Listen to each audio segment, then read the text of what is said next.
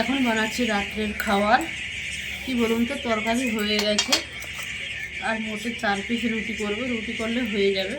শরীর কারো ভালো নেই, খেতেও নেই, বা না খেলেও হবে না, এখন এত শরীরটা খারাপ।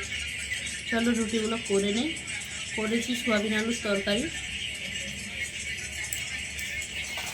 4 পিস রুটি করতে বেশিক্ষণ সময় যাবে না, এক্ষুনি হয়ে যাবে।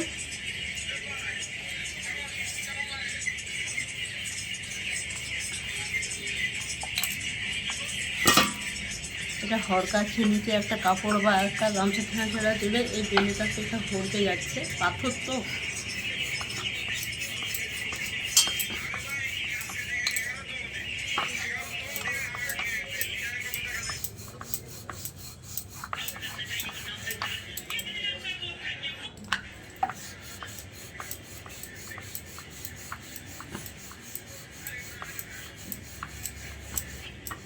চলুন, বেশি বড় করবো না, হয়ে গেছে দেখুন।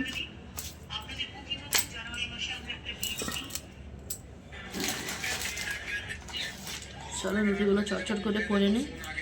সবাই ভালো থাকবেন, সুস্থ থাকবেন। আজকের মতো এখানে সবাইকে জানাই শুভরাত্রি।